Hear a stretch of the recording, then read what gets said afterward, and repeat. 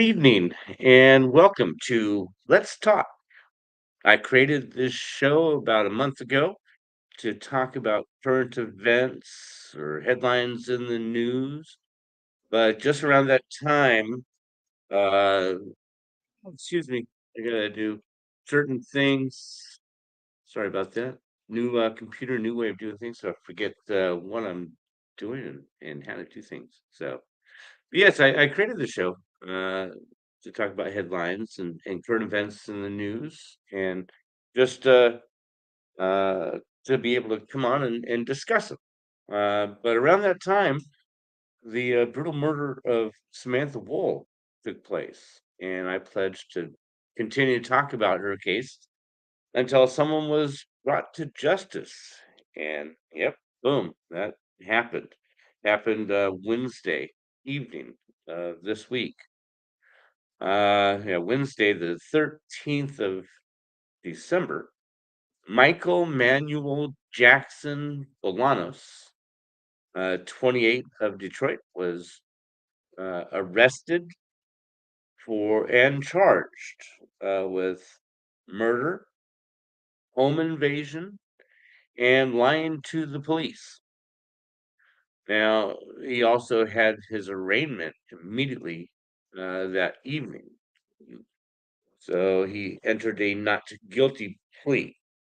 Now, police said the two did not know each other, the victim and the suspect.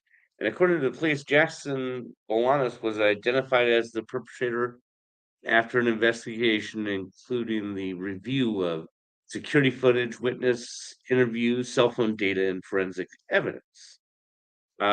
He was under investigation for larceny of cars and breaking and entering into vehicles in that area.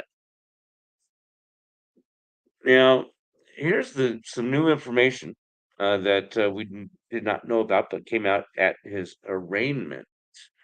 Miss Wool was stabbed 8 times in and around the head and the neck area. And this is the attack that took place inside her residence. And the police said it was a good deal amount of blood in there. Now, it seems she was attacked inside and stumbled outside and collapsed to the street. Now, prosecutors described the murder as a crime of opportunity. When Jackson Bolanos was allegedly prowling the neighborhood, stealing from cars, and came across what they believe is her open door of her residence. Now, that's I'm not exactly sure where they came with up with that idea, but uh, yeah, that's what they had said, that the Mr. Jackson Bolanos came across her open door. Now, police said her door was ajar when they got there, so that's neither here nor there. So, but Miss Wool's blood has allegedly been found on a jacket that the suspect was wearing on the night of the murder. Now, I'm assuming they're using uh, ring door cameras and other video that they have and security footage and determined that information. Um, Police said it was they believe it started as a home invasion. Uh, Jackson Bolanos, somehow entered Miss Wool's residence. She either had the door ajar, maybe getting other things out of the car, or she didn't lock the door. Either way, there was no forced entry that was showing. The department also said that the suspect lied to the police by making false and misleading statements related to the case. And when the trial starts, we will see what exactly that is. Now, a probable cause conference is scheduled for Jackson Blanes on December 27th, and a preliminary examination will take place on January 3rd. Those are the two scheduled dates. I'm assuming trial He already has an attorney, but after all the legalities and things go on, I'm assuming the trial will start sometime in March at the earliest. Um, Now, history on this guy. According to the Department of Corrections, Jackson Bolanos was convicted of receiving and concealing a stolen motor vehicle in 2014. And also, he was arrested in 2019 for similar offenses. Now, according to the Michigan Department of Corrections, he spent 2 years on probation and went on to serve 4 years in prison. So it sounds like he violated probation after the 2014 incident and was put in prison. And yes, so he was arrested on December 10th. And he came on law enforcement's radar due to the several car thefts in Miss Wool's neighborhood.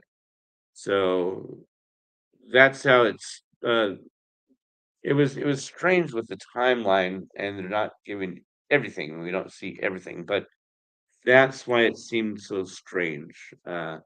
He was talked to about uh, the case, and he gave certain information, and they kept watching. So there's also I created this show so people could come and talk on the show. So if you'd like, you're more than welcome to. There's your link to come on board. You can keep a cover like mine with no camera on, but you're more than welcome to come in and share your opinions. So of what you think is going to happen. It sounds like the evidence against him. It's with the bloody jacket.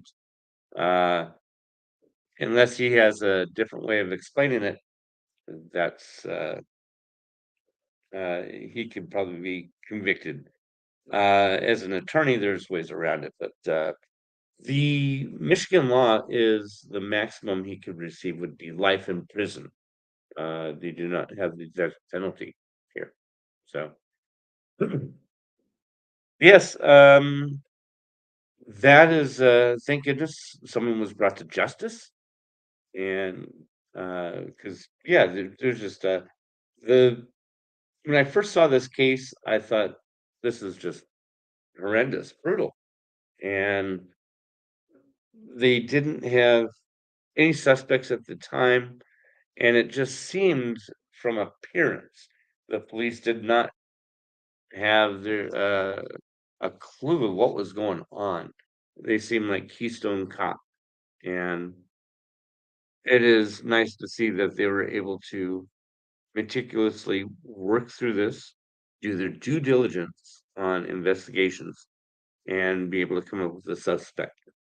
So kudos to the police department for this case. Uh, Now,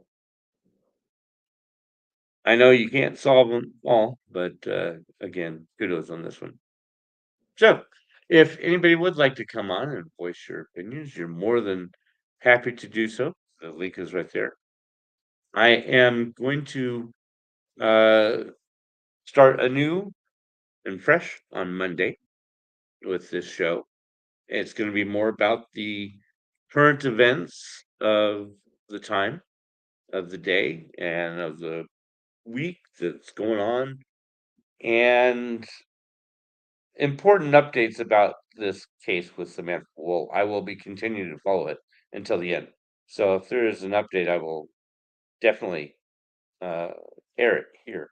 So yes, I appreciate you coming in and listening. Thank goodness we have an arrest in this case. So until Monday, have a great weekend and good night.